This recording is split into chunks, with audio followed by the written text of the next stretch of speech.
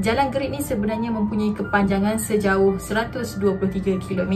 Selain jalan ni menghubungkan Perak ke Kelantan. So kalau korang daripada Kedah nak ke Kelantan pun boleh, Perak nak ke Kelantan pun boleh, Penang nak ke Kelantan pun boleh. So jalan ni sebenarnya merupakan jalan alternatif ataupun jalan kedua ataupun jalan yang lebih cepat lah berbanding jalan dekat highway tu. Dan jalan ni juga sebenarnya banyak digunakan oleh kenderaan awam dan juga lori-lori balak ataupun lori-lori kontainer yang besar. So orang yang macam nak cepat ataupun nak avoid tu, so kebanyakan diorang ni akan menggunakan Jalan Gerit lah untuk daripada utara nak ke pantai timur. Banyak yang terjadi kes-kes di mana pemandu ataupun pengguna jalan raya dekat Gerit tu diganggu semasa diorang menggunakan jalan ni pada waktu malam. Tiba-tiba kena high beam dengan kenderaan dekat belakang sebab ada yang menumpang dekat atas bumbung. Kadang-kadang tu kereta diorang ni rasa tiba-tiba jadi berat. Cerita yang aku masih ingat sampai sekarang, ada sekumpulan student Insania Halostar. So diorang ni nak balik ke Kelantan. Jadi diorang pun decide lah nak balik ke Kelantan menggunakan Jalan Gerit pada waktu malam. Tak silap aku masa tu diorang just gunakan chill. Jadi masa dalam perjalanan tu, kawan-kawan yang lain semua dah tidur melainkan si driver tadi lah. Tinggallah dia seorang ni tengah drive. Yang kawan lain semua tak boleh buat bincang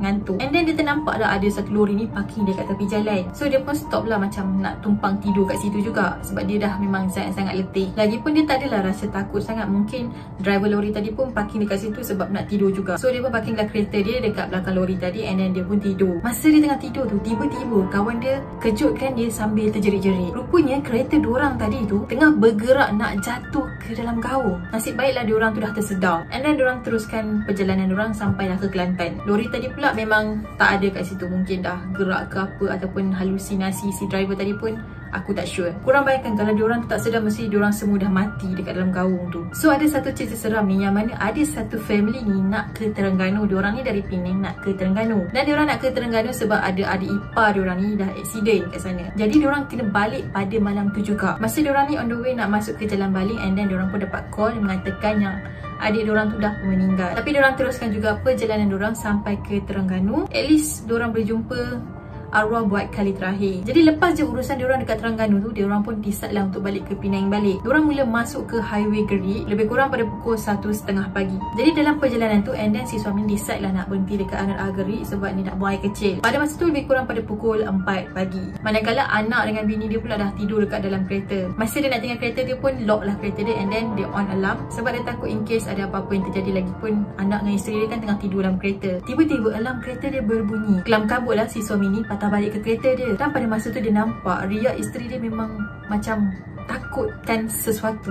Dia pun tanyalah isteri dia apa yang jadi. So isteri dia pun cakap lah dia nampak ada dua orang yang mundar-mandir depan kereta diorang sambil orang tadi tu pandang bini dia dekat dalam kereta. So si suaminya tadi pun fikirlah positif. Mungkin diorang tu cuma driver lori yang parking dekat situ. And diorang pun teruskan perjalanan diorang untuk balik ke Pulau Pinang. Masa dekat highway Gerit tu, kabus memang sangat-sangat tebal sebab pukul 4 pagi dah memang waktu embun. Jadi kau pula dekat atas bukit, memang kabus tu memang akan tebal lah. Si suami ni sebenarnya rasa macam tak sedap hati. Dia rasa macam nak U-turn, tapi dia macam okey lah, aku cuba teruskan jugalah perjalanan ni. Dan pada masa tu juga sebenarnya dah rasa macam ada yang tak kena. Secara tiba-tiba ni bini dia macam terkejut sesuatu. Terus dia macam suruh bini dia untuk baca doa apa-apa yang patut. Pada masa yang sama, kereta diorang ni dah terasa berat. Even time tu kereta tu turun bukit, kereta diorang memang terasa sangat-sangat berat. Macam ada something yang tindih kereta diorang. Sampai kan si suami ni terpaksa turunkan gear. Korang bayangkanlah, nak turun bukit kena pakai gear rendah. Sepatutnya nak naik bukit baru guna gear rendah. Ini nak turun bukit tak boleh nak turun sebab kereta berat sangat. Lepas tu kereta diorang ni mula rasa ringan lepas kereta diorang berselisih dengan lori kayu balak. And then lepas tu kereta diorang ni jadi macam tadi, terasa berat balik. Sampaikan dia terpaksa menghabiskan perjalanan dia dengan drive menggunakan gear yang rendah. So lepas je sampai diorang dekat rumah, barulah diorang ni masing-masing buka mulut sebenarnya apa yang terjadi semasa perjalanan diorang kat Gerit tu. So bini dia lah cerita dulu. Bini dia beritahu masa perjalanan diorang nak ke Terengganu hari tu, bini dia sebenarnya dah nampak something. Dia nampak ada lelaki tua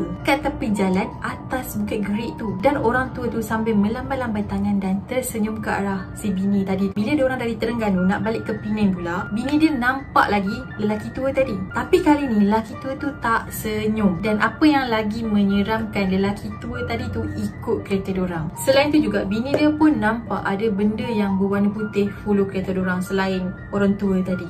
Tapi sebenarnya si suami ni memang tak nampak apa-apa. Dia cuma rasa kereta diorang berat je pada malam tu. So benda ni diorang pun ceritalah dekat family diorang. And then adik dia beritahu yang kawan dia pernah accident dekat jalan tu disebabkan dia rasa kereta dia berat and then kereta dia terbabas. So mostly kalau orang nak lalu kat jalan Gerik tu memang orang akan avoid lalu pada waktu malam. Sebab jalan tu kan jalan hutan, kiri kanan hutan. Hutan ni kan tempat tinggal jin. So mungkin benda tu akan muncul untuk mengganggu orang yang guna jalan tadi tu. Aku pernah lalu dekat jalan Gerik tu pada waktu malam. Masa tu tahun lepas punya raya aku balik, tapi alhamdulillah tak ada apa sebab jalan tu agak busy, banyak kereta kan lalu lalang sebab time tu kan raya, jadi memang banyak kereta lah dekat atas Bukit Gerik tu. So macam tak adalah takut sangat. Tapi kalau macam hari biasa nak lalu kat situ waktu malam memang agak menakutkan sikit lah. Tapi apa-apa pun sebelum memulakan perjalanan korang, kita mesti mulakan dengan doa. Semoga perjalanan kita selamat sampai ke destinasi.